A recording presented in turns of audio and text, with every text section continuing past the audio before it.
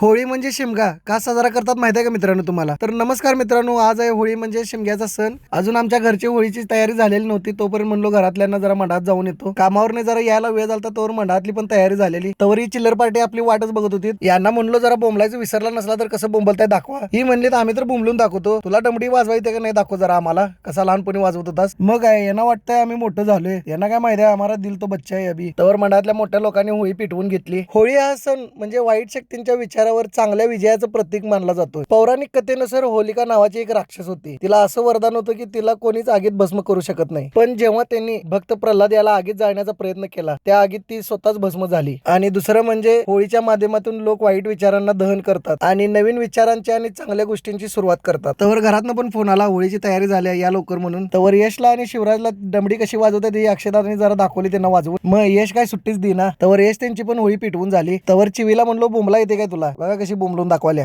तवर आमची पण होळीची तयारी झाली. कन्फ्युजन झाली की पहिला होळी पेटवायची का पहिला नारळ फोडायचा. काय तर पहिला होळी पेटवली आणि नारळ फोडला. ही बारकी पोरं बोंबलायला आणि फिरायला लाजायला लागली. यांना म्हणलं तुम्ही लाजायला लागले आमचं कसं व्हायचं म्हणून यांना बोंबलायला आणि जरा फिरायला शिकवलं. माझं बोंबल त्याला बघून मनातली पोरं सगळी गरम झालीत. ही पण बोंबलत फिरायला आलो, फिरायला दारात जागा कमी पडायला लागली. तर मित्रांनो, तुम्हाला होळीच्या, शिमग्याच्या आणि धुलीवंदनच्या हार्दिक हार्दिक शुभेच्छा. असंच माझं व्हिडिओ आवडत असेल तर लाईक करा, फॉलो करा आणि शेअर करा. थँक्यू.